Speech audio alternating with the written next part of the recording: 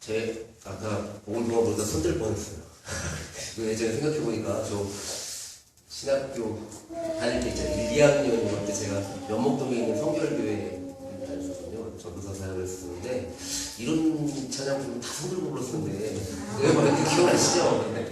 근데 제가 손을 들려고 하다가 제가 슬쩍 이렇게 여러분들 봤는데 난리 날 것 같아요. 제가 무슨 커밍아웃 같은 느낌이 들 것 같아가지고 안 들었습니다. 근데 주에 가는 날 붙든다고 얘기하는데 제가 오늘 설교하고는 맞는 얘기인 것 같아요. 주에 가는 날 붙들어주신다고 우리 붙들어주신다고 하시는데 오늘 이 말씀을 듣고 우리를 붙들어주신 주의 사랑이 가득하기를 성부와 성자와 성령의 이름으로 축원합니다.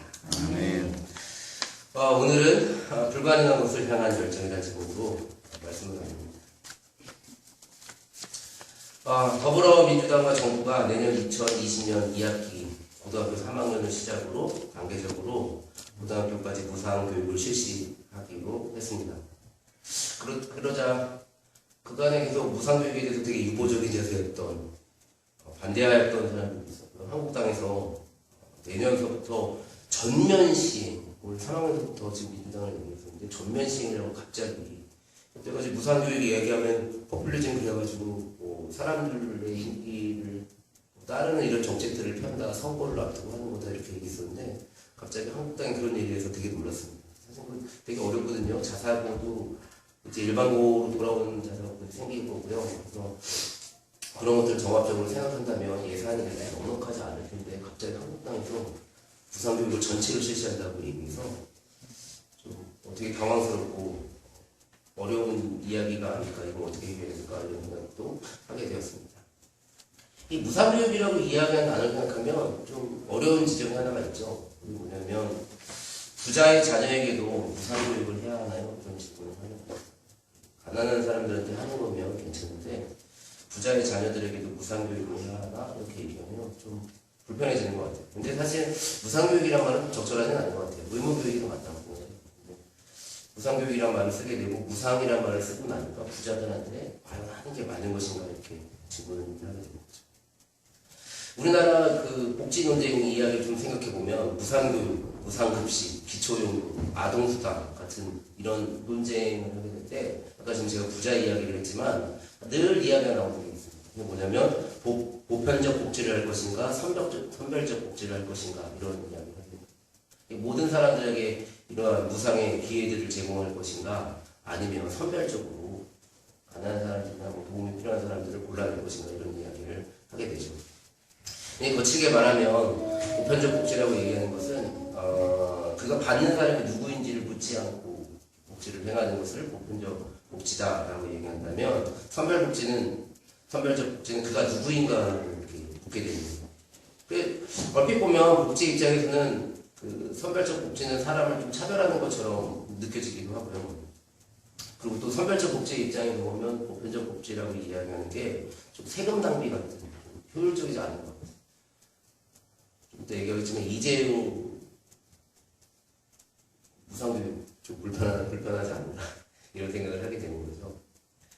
그 복지와 관련해서 꼭 부자들에게 꼭 이렇게 이야기하는 이 질문 이게 되게 중요해 보이긴 하지만 좀 어색한 질문이기도 합니다. 이 질문은 우리에게 보편과 선별 중 어떤 하나를 반드시 선택해야 할 것처럼 하기 때문에 그래서 복지란 단어의 원래 의미를 우리가 잘 보지 못하게 하기 때문에 선별적 복지, 보편적 복지라고 이야기하는 단어가 좀 불편합니다.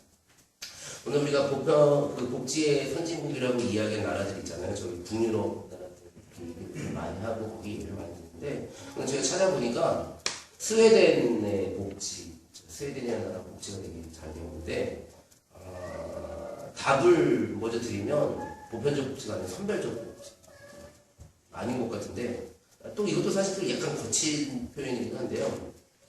스웨덴의 노인연금을 하나 예를 들면 스웨덴의 그 노인들은요 국민연금하고 노인연금하고 두 가지를 받는데요. 국민연금은 그 기초연금을 두 가지를 종류를 받는데 그 하나는 선별적으로 주는 게 맞고요. 하나는 이제 모든 사람들에게 주는 이렇게 되겠는데 그래서 이 사람들이 주는 그 금액을 보니까 1인 최저 생계비의 약 2배 정도를 받게 됩니다. 그러니까 2배 정도를 받게 되니까 그리고 뭐 일반적인 기본적인 생활이 가능하니까 그 다음부터는 선별적이고 보편적이고 그런 거지 별 의미가 없다는 거죠. 우리나라랑 좀 비교해서 얘기하면 우리나라는 노인연금 가지고 살아갈 수가 없잖아요. 국민연금하고 그 연금만 가지고 살아갈 수 없어서 없는데 보편 선별 얘기하는 거고 이 사람들은 스웨덴은 최저생계에 비해 약 2배를 받는 데서 보편 복지를 선별을 얘기하는 거예요. 2배 이상은 뭘까? 이왕 삶이라고 이야기하는 건 이제 살아갈 수 있는 상태에서 좀 선별적으로 이렇게 주고 있다라고 얘기하는 거죠. 그러고 나니까 아까 얘기한 보편 복지, 선별 복지라고 얘기하는 말은 우리나라에서 쓰는 말하고 그쪽에서 쓰는 말은 좀 달라지는 거죠. 우리나라는 사실 그 연금 갖고 살 수 없는 상황에서 선별과 복지 그 보편을 얘기하는 거고 그 사람들은 충분히 살아갈 수 있는 곳에서 이야기하는 거니까 좀 다르다는 거죠. 그러니까 그 복지라고 이야기한다는 걸 좀 생각해 보면 이거는 뭐 보편, 선별 이런 이야기를 할 내용은 아닌 것 같아요. 이거는 인권에 대한 질문이 아닌가. 한 사람이 그 복지를 통해서 살아갈 수 있는가라고 얘기하는 질문을 해야지 선별, 보편 자꾸 이렇게 이야기하면 우리가 선별적으로 하든 보편적으로 하든 지금 그거 갖고 살 수는 없거든요. 우리 인권이 보장되지는 않거든요. 그러니까 사실 생각해 보면 지금 선별 복지냐 보편 복지자 이런 걸 갖고 쌓을 것이 아니라 우리 인간이 우리나라에서 사는 사람들이 정말 그 살아갈 권리가 있는가, 그 권리를 존중받고 있는가라고 얘기하는 것들을 보다도 먼저 생각해야 되지 않을까라는 말씀을 드리는데요. 이 선언, 제가 이렇게 이야기하는 이 선언이 오늘 제목과 같이 불가능한 것처럼 들립니다. 우리 방영수 목사님이 투고하고 계시지만 저희 이 문제를 해결하려면 근본적으로 북한하고 문제가 해결이 돼야 합니다. 저는 북한하고 문제가 해결되면 정말 많은 문제가 해결될 거라고 생각합니다. 올 여름을 맞아서요. 제가 책을 한 권 되게 두꺼운 책을 한 권을 읽었습니다. 성경책, 일반적인 성경책보다 더 두꺼운 책을 읽었는데요. 고토쿠 슈스이라고 이야기해요. 우리나라 뭐 행덕 추수거든요. 고토쿠 슈스이라는 일본 19세기 말 20세기 초 일본의 사회주의자의 책을 한 권 읽었습니다. 책 제목은 나는 사회주의자다라는 책인데요. 그 슈스이가 신문에 기고하고 뭐 이런 것들 다 모아가지고 우리나라에서 편했습니다. 근데 좀 그분이 되게 유명하신 분이거든요. 제가 그분에 관심 가지고 연구를 해보고 나서 되게 유명했는데 그래서 그 해설서를 썼던 박노자라는 분이 되게 일본 학을 하는 사람들이 되게 많아서 이렇게 훌륭한 사람인데 우리나라는 되게 전해지지 않았다는 것에 대해서 되게 불편한 이야기를 쓴 걸 봤는데 하여튼 이분은 일본을 넘어서 중국, 한국을 포함한 반제국주의, 반침략운동의 연대를 이야기했던 혁명가였습니다. 그래서 오늘 여러분들하고 잠깐 이야기 나누고 싶은 건요. 그 글이 되게 두꺼운 책이 여러 가지 있는데 그 신문 기사 중에 1903년도에 쓴 사회주의의 신수라는 책, 그 문설문을 주는 가 있는데요. 거기에 빈곤의 원인에 대한 이야기. 우리 도대체 가난이라고 이야기하는 것이 어떻게 일어나는가라고 얘기했는데 짧게 하겠습니다. 이거 읽으려고 했는데 읽으면 너무 지루할 것 같아서 하여튼 부의 불공평한 분배 때문에 빈곤이라고 이야기하는 게 일어난다라고 얘기하는 겁니다. 그래서 생산물이 생산자의 손에 들어가는 것이 아니라 지주와 자본가에게 가기 때문에 빈곤의 문제가 생긴다. 딱 들어도 사회주의자는 그 소수 계급이 약탈을 하게 되어 있기 때문에 지주와 자본가가 약탈을 하고 생산수단을 애초에 그 사람들이 가지고 있기 때문에 빈곤이라고 이야기하는 건 해결될 수가 없다라고 이야기를 합니다. 그러면서 이 문제를 해결하는 방법은 뭐라고 얘기하냐면 일체의 생산수단을 지주와 자본가의 손에서 빼앗아 이것을 사회와 인민의 공유로 하는 것에서 답을 찾습니다. 완전히 사회주의자라고 얘기할 만한 의미인데요. 좀 읽어볼 만한 이야기가 있는 것 같아요. 다른 건 어쨌든 그렇다 치더라도 생산물을 생산한 사람이 갖지 못한다는 거죠. 왜냐하면 생산할 수 있는 수단, 이런 생산 수단을 지주와 자본가, 땅을 가지고 있고 돈을 가지고 공장을 가지고 있는 사람이기 때문에 일을 하는 사람들이 일을 한 만큼 가져가지 못하고 그래서 빈곤이라는 것이 생긴다. 이 빈곤의 문제를 해결할 수 있는 방법은 공유하는 것. 모든 사람들이 공유하는 세상을 만들어내는 것, 그렇게 해야 한다라고 이 고토쿠 슈스이가 이야기를 합니다. 근데 이 이야기는 좀 한번 생각해볼 필요가 있는 것 같아요. 오늘날 진짜 아까 우리 연금 얘기도 했지만 복지 얘기도 했지만 우리가 정말 가난한 이유가 무엇일까라고 얘기하는 거, 슈스가 얘기하는 거 여전히 우리에게 의미가 있지 않을까라는 생각을 합니다. 이 사람이 했던 말 중에 하나 유명한 말이 생을 버리고 의를 취하고 몸을 죽이고 인을 이루었네. 안중근이여 그대의 일거에 천지가 모두 전율했습니다. 이게 그 슈스이가 쓴 말이죠. 안중근이 또 의료 고민을 하고 나서요. 그래서 슈스이가 안중근을 높이 평가하면서 썼던 말입니다. 아까 슈스이고 하다 말았는데 슈스이가 사실은 공산당 선언이라고 얘기하는 마르크스의 공산당 선언을 최초로 동양에 번역했던 사람이기도 합니다. 아까 말씀드리다 말았는데 1909년에 안중근이 의거를 가르쳐서 이제 기리는 시를 쓰고요. 안중근 의사가 처형당한 3개월 후에 슈스이도 대역 사건으로 처형을 당합니다. 처형당한 이유가 천황 암살로 공고제사에 대해서 반대했다는 것이고요. 자본주의 세상에 대해서도 반대한 사회주의, 일본의 사회주의자라고 얘기하는 사람입니다. 불공평한 분배를 말하고 지주와 자본가의 독점을 지적했고 토지와 자본 같은 생산수단을 모두가 함께 나누는 세상을 이야기했던 그런 세상을 꿈꿨었던 사람이 바로 슈스이였습니다.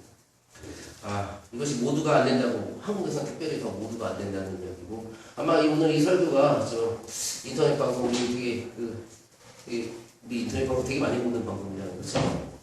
이승만 TV보다 많이 보는 인터넷 제 설교를 듣는 많은 분들이 저를 자방을 사용하게 될 가능성이 높은 이야기. 오늘 마태복음 20장 1절에서 20절 이야기가 나오는데 여러분 다 많이 들으셨던 이야기죠? 포도원 풍꾼들의 비유라고 얘기하는 내용입니다. 이 비유를 보면 아침 일찍서부터 일하는 사람이 나오잖아요. 아침 일찍부터 일하는 사람, 9시쯤 들어간 사람, 12시쯤 들어간 사람, 3시쯤 들어간 사람, 여러 가지 종류의 사람들이. 일이 없어서 자기 땅이라도 있었으면 일이 있을 텐데 일이 없어서 이 사람들이 가만 보면 뭐 하는 사람이냐면 시장에서 놀고 있었던 사람이 아니고 놀고 있었던 거죠. 사실 땅이 없으니까 농사를 질 수가 없는 거예요. 지주가 갖고 있는 땅들이었으니까.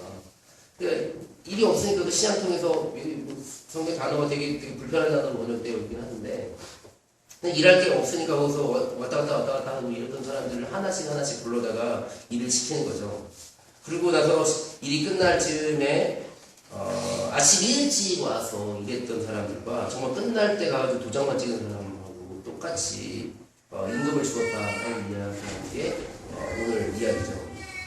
그리고 이 일반적으로 저도 예전에 이렇게 설교를 했었던 것 같기는 한데 하나님이 일찍 부르는 사람이나 나중에 부르는 사람이나 모두 동일하게 생각한다 라고 얘기하는 거. 그래서 하나님의 나라를 위한 헌신은 빠르고 느림이 아니라 봉사와 헌신에 있다 라고 얘기해서 일찍 온 사람의 봉사도 귀하고 늦게 온 사람의 봉사도 되게 귀하다. 그래서 하나님은 다 동일하게 살아가시다. 뭐 이렇게 이야기하는 내용이었습니다. 저도 그렇게 예전에 설교를 했었던 것 같아요. 받아들일 수 있어요? 정말 받아들여주세요. 정말 일찍 와가지고 봉사를 했는데 어떤 사람들이 정말 끝자락에 와가지고 도장 한번 딱 치고 눈도장 치고 딱 나가면 그리고 목사님과 악수 한번 딱 나가면 그분을 인정을 하실 수 있으시겠어요? 잘 모르겠어요. 근데 이 내용을 잘 보면 더 웃기는 게 긴 노동에 억울하다고 말하는 품꾼을 향해 그 주인의 대답이 되게 불편합니다. 한마디로 이야기하면 내 마음이거든? 이건 그렇게 말하잖아요. 그러니까 난 사실 저도 그렇게 깊이 생각 안 해봤는데 내 마음이다라고 이야기하는 그거와 하나님이 동일하게 우리를 사랑하신다라고 얘기하고 이게 잘 맞아요. 느낌이 하나님은 여러분들을 다 동일하게 사랑하십니다. 첫째가 꼴찌되고 신경 쓰지 마시고 헌신 봉사하십시오. 나는 사랑합니다 라고 얘기해야 되는데 내용을 보면 내 마음이다 이렇게 하거든요. 내 거 갖고 내 마음대로 안 되는데 네가 뭐라고 그러는 거야 라는 시인데 별로 동일하게 안 느껴져요. 사랑이라는 것은 전혀 느껴지지 않는다 이런 생각이 듭니다. 이해할 수 없는 것이 이해가 잘 안 되는 것 같아요. 일반적으로 하나님의 나라를 엿볼 수 있는 그 성경의 본문, 저도 여러 번 본문을 가지고 성교를 했었는데 사도행전을 가지고 이야기합니다. 믿는 사람은 모두 함께 지내며 모든 것을 공동으로 소유하였다. 그들은 재산과 소유물을 팔아서 모든 사람에게 필요한 대로 나누어 주었다. 사도행전 2장 44절 45절 말씀이거든요. 이 얘기 모든 사람이 함께 지내며 공동으로 소유하였다. 그리고 모든 사람에게 필요한 대로 나누어 줬다. 핵심적인 단어를 이야기하면 공동 소유와 필요대로 분배함이라고 얘기하는 그 두 단어입니다. 이 두 단어 이야기하면 어디서 얘기하는지 아시겠죠? 이게 아까 얘기한 고도구 슈스이라든지 아까 사회주의라고 잘하고 얘기했던 사람들이 성경 본문을 가지고 온다면 이 이야기를 합니다. 아마 성경이 더 먼저 쓰여졌으니까 이러한 생각을 가지고 공동체를 하는 사람들도 있었고요. 그런 거에 영향을 받았던 사람들이 되게 많았거든요. 하나님 나라의 모습에 대해서 생각해보면 이 이야기 있잖아요. 모든 사람들이 공동으로 소유했고 필요대로 나누었다라고 얘기하는 게 되게 핵심적인 우리 하나님의 나라의 모습이 아닐까라는 생각을 합니다. 그래서 사도행전은 하나님의 나라의 모습과 함께 오늘 이 모습, 이 본문을 가지고 이야기를 해보면 저는 여기에 한 단어가 꽂히게 됐습니다. 한 데나리온이라는 단어입니다.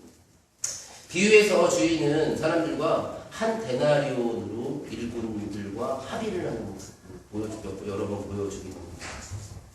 이 데나리온이라는 단어가 데나리우스라고 얘기하는 그 라틴어를 그리스어로 이야기하는 건데요. 로마 제국 때 은으로 만드는 화폐였습니다. 기원전 한 200년경, 207년, 200년경에 만들어진 발행된 화폐인데요. 그리고 나서 콘스탄틴 대제가 우리 기독교 역사에서 자주 얘기하는데 기독교를 공인했던 313년 공인했던 사람인데 그때까지 사용되었던 로마의 화폐, 실제 화폐였습니다. 성서에서는 일반적으로 한 데나리온의 가치를 노동자의 하루 임금으로 이야기하는데요. 좀 구체적으로 얘기하면 그 당시 로마 군인들의 연봉이 한 225, 200, 한 230 이 정도 되는 데나리온이라고 합니다. 그러니까 하루 노동자의 임금 정도가 연봉이 그러니까. 그래서 한 데나리온이 빵 16개 정도. 그러니까 하루 노동자의 임금 정도가 되겠죠. 제가 이 본문에서 한 데나리온에 집중하는 것은 바로 그것이 하루 노동자의 임금이기 때문입니다. 본문을 다시 읽으면 주인이 노동자들과 계획하는 임금의 양이 한 데나리온. 주인은 그 사람들이 지금 따지는 사람들은 노동을 길이로 얘기하는 사람들이거든요, 지금. 난 그 길이대로 다 했는데 그 길이가 이만한데 그 길이를 n분의 1 하면은 내가 8시간 일했으면 8분의 1, 맨 마지막에 온 사람은 많이 줘야 8분의 1을 준다. 8시간 노동이니까. 이렇게 얘기하고 있는데 그때 주인과 노동자가 계약한 금액은 그 사람 늦게 왔던 일찍 왔던 그 사람들한테 필요한 건 뭐냐면 한 데나리온. 그 한 데나리온이 의미하는 건 뭐냐면 그 사람이 어떤 상황에 처했었는지는 잘 모르지만 그 사람은 그 사람으로서 인권과 삶의 가치, 생계를 유지해야 되는 한 데나리온이 필요한 사람이다 라고 얘기하는 것을 오늘 예수님께서 말씀하시는 것은 아닐까. 하나님께서 늘 우리가 자주 얘기하는 것처럼 그런 얘기 하잖아요. 우리의 모든 필요를 아시는 하나님 이런 얘기 하잖아요. 오늘 이 노동자들에게 일할 일거리가 없어서 그러고 있던 하루를 무엇을 먹어야 되는가 고민하고 있는 이 사람들한테 그 사람들한테 중요한 거는 그 사람이 8시간이 됐다, 1시간이 됐다, 2시간이 됐다, 노동의 질이 어떻다 이런 거 다 그런 얘기를 하는 게 아니라 나 주인인 나는 너네들이 하루를 생계를 유지할 수 있는 그것을 너에게 약속했고 그것을 너에게 주겠다라고 얘기하는 거죠. 세상 사람들이 보기에 능력 있는 사람, 능력 없는 사람, 어떤 사람, 저떤 사람 이렇게 얘기하는 그 얘기가 아니라 나 하나님은 너의 모든 필요를 아니 오늘 하루를 너의 생계를 지켜주겠다라고 얘기하는 거예요. 여기서 하나님의 나라를 보는 거죠. 하나님의 나라는 누가 무엇을 하고 있는가라고 얘기하는 게 중요하지 않은 나라가 하나님의 나라가 아닐까. 중요한 것은 하루하루를 우리가 살아가고 있고 하루하루 살아가는 것이 가능한 세상이 하나님의 나라다라고 얘기합니다. 그게 그 한 데나리온이라고 이야기하는 것, 이게 갖는 가치가 아닐까. 그 한 데나리온. 난 너와 한 데나리온을 주기로 합의하였다. 너에게 그것은 줄 것이다. 네가 어떤 모습이든 상관없다. 라고 얘기하는 하나님의 사랑이 여기서 나타나는 것이 아닐까 생각을 해봅니다. 불편해 보이죠? 이거 되게 불가능해 보여요. 이것도 불가능해 보여요. 그러면 안 되는 거예요. 교회에서 사용하는 화폐 단위 중에 가장 큰 단위가 혹시 뭔지 아세요? 달란트. 가장 큰 달란트. 이 달란트를 제가 예전에 생각해보니까 교회 한 번 출석하면 한 달란트, 저희도 한지 모르겠네요. 한 달란트 정도 주고요. 저 때 기억을 한번 해봤었어요. 그랬더니 그리고 전도를 하면 한 5달란트 정도. 생각나시죠? 좀 생각나실 거예요. 그리고 목사님이 이렇게 설교하고 나서 성경 구절 외우면 암송이라고 얘기하는 거 하잖아요. 그럼 또 한 달란트 좋습니다. 그렇게 이렇게 모으면 이제 우리 1년에 2번, 1번 달란트 잔치라고 얘기하는 거죠. 달란트 잔치 하면 떡볶이가 한 3달란트 정도. 하여튼 제가 완전 엄청나게 어렵게 사실 설교 보면 짠거보다 이거 부분 더 어렸을 것 같아요. 기억이 잘 안 나가지고 그래가지고 좀 약간 계산도 좀 해봤는데 떡볶이가 3달란트 그리고 권사님이 기증한 물고기가 한 10달란트 정도. 제가 일본 상품 좀 일본 한번 얘기해봤어요. 10달란트 정도. 맞죠? 좀 대충 맞는 것 같죠? 교회 인플레이션이 심합니다. 되게 쉽고 내가 무슨 말씀하시는지 아시겠죠? 화폐 가치가 하락이 되게 심각한 것 같아요. 노동자 하루임금이 한 데나리온인데 한 달란트가 얼마인지 대충 아시죠? 6천 데나리온.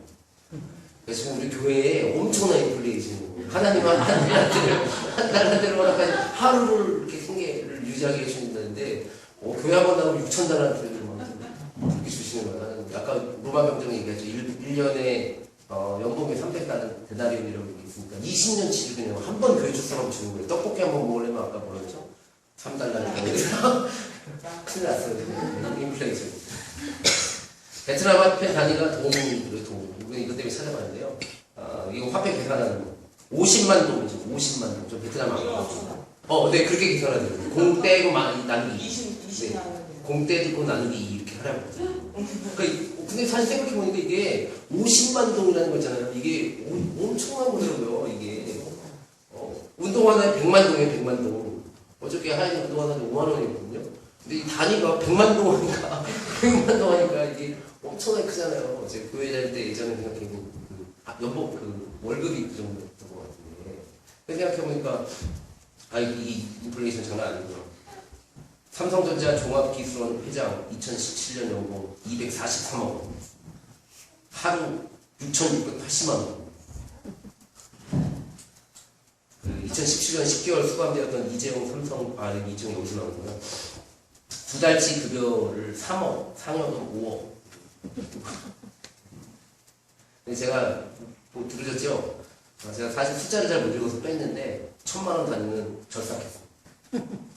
왜 절삭했는지 혹시 제가 잘 못 읽어요. 숫자를 끝에서부터 잘 못 읽어서 떼냈는데 또 한편으로 또 떼낸 이유가 절삭한 그 부분이 웬만한 사람 연봉보다 크기 때문에 떼버렸습니다. 앞에 나누들이잖아요. 제가 지금 243억 원 얘기하는데 1,000만 원 단위 정도 그냥 무시해도 되는 거죠.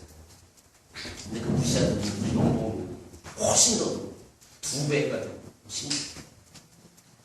복지의 논의가 보편이냐 선별이냐 이런 얘기는 아까 말씀드렸지만 그거는 아닌 거예요.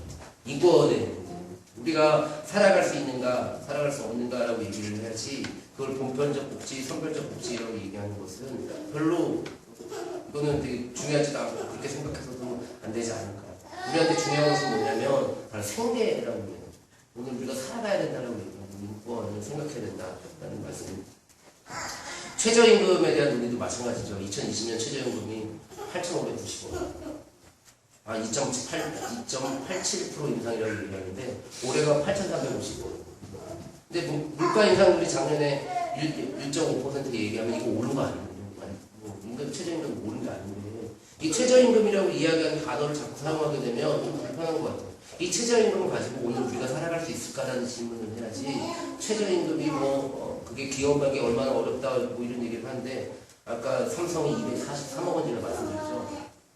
이런 판에 그 선별적 복지, 보편적 복지 이렇게 얘기하고 최저임금 이야기하면서 살아갈 수 있는 오늘 우리가 여기서 지금 살아갈 수 있는 최저임금에 대한 논의는 얼마다라고 이야기하는 논의를 얘기하는 게 아니라 그걸로 우리가 살아갈 수 있는가라고 얘기하는 얘기를 해야 된다는 말씀입니다.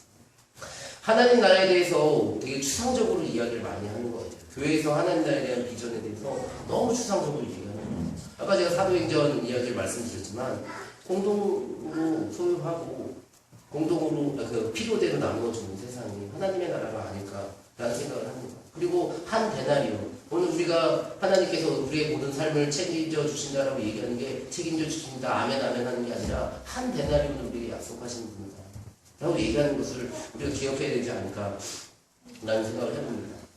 이사야서 이야기 여러분 다 아실 텐데요. 사막에 샘이 넘쳐 흐르고 꽃이 피고 숲이 우거지고 예쁜 새들이 노래하기를 저도 바랍니다. 근데 그렇게 노래하는 세상이 되려면요, 그 노래를 보고 그러려면요, 안타깝게도 이러한 사막에 꽃이 피고 샘이 나고 이런 것들은 누릴 수 있는 사람과 누릴 수 없는 사람들이 있다는 거잖아요. 그러면 이사야서 말씀이 오늘 우리한테 이루어진다는 것은 그것을 우리 모두 다가 누릴 수 있는 세상이 돼야 된다라고 얘기하는 거겠죠.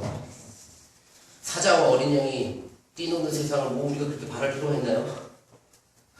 사자, 그래, 여기 동네에 사자 뛰어다니고, 어린이가 독사 그리고 왜 손을 집어넣어? 그리고 독사에 물리지 않는 이런 세상이 하나님의 나라라는데, 중요하겠죠. 뭐 사자와 양이 안 싸운다는데, 독사굴. 저는 사실 독사굴에 손을 집어넣는다는 얘기를 듣고, 그렇지, 뭐 건강보험이 부도면 독사굴에 뭐 집어넣어도 상관없겠지. 뭐 이런 생각을 했고요. 사자와 어린 양이 뛰놀 수 있는, 이 안전에 대한 이야기 아니겠어요? 오늘. 안전도 여러분 다 아시다시피, 있는 사람이 누릴 수 있는 안전과, 없는 사람들이 있는 안전이 다른 세상을 살고 있잖아요. 지역에 따라서는 정말 심하게 다른 세상을 살고 있는데, 이럴 때 우리의 인권이라는 단어, 하나님 나라 이사야서 말씀을 가지고 하나님 나라는 이렇다 저렇다라고 얘기를 했는데, 전 사막에 샘이 넘쳐서 뭐합니까? 샘물을 사먹을 수 있는 돈이 없는 거예요. 그건 인권이잖아요. 의료보험이 없어서 아직도 어려워하는 사람들, 의료보험 혜택이 아직까지 우리는 그래도 되게 좋은 나라이긴 하지만 어쨌든 아직까지도 어려운 나라입니다. 이럴 때 저는 사실은 건강보험을 생각하는 게 독사굴에 손을 놓는 것도 더 중요하지 않을까라는 생각을 해봤습니다. 기본소득, 사회주택 확대, 무상급식, 무상교육, 기초연구, 무상보육, 건강보험 이런 것들, 이런 것이 인권의 측면에서 생각되는 세상, 나라, 이것이 하나님의 나라가 아닐까라는 생각을 하게 되었습니다. 좀 제가 시간을 한 5분 정도 더 쓸 수 있을 것 같은 욕심이 생겨가지고, 이번에 저희, 정의당 당대표 선거 우리가 되게 신경을 썼었잖아요. 양정규 후보, 화이팅 저도 했었습니다. 제가 왜 화이팅을 했었냐면요. 다 아시다시피 정의당이 대중정당이잖아요. 대중정당이니까 신상정 후보가 되겠죠. 총선 앞두고 당연히 되겠죠. 근데 저는 양정규 후보를 통해서 뭘 봤었냐면, 양정규 후보와 신상정 후보가 사실은 정의당에 있기 때문에 그 정의당에서 요구하는 그 내용들이 별 차이가 없어요. 대표적인 게 이 사람들이 요구하는 게 사회주택 확대 이런 거 얘기하는 사람들이 있거든요. 근데 저 양정구 후보의 그 공약을 되게 좋아했던 건 뭐냐면, 오늘 우리가 이야기해야 되는 비전에 대해서 정말 정확하게 명확하게 얘기를 했었어요. 그러니까 그게 무슨 말이냐면, 신상정 후보는 이걸 뭐라 해야 되죠? 사회민주주의 정책이라고 이야기를 하는데, 양정규 후보가 뭐라고 그러냐면, 우리 안에 무너져야 될 것들에 대해서 되게 정확하게 지적을 했습니다. 자본주의의 모순에 대해서 되게 정확하게 지적을 하셨고요. 그래서 사실 내용은 똑같아요.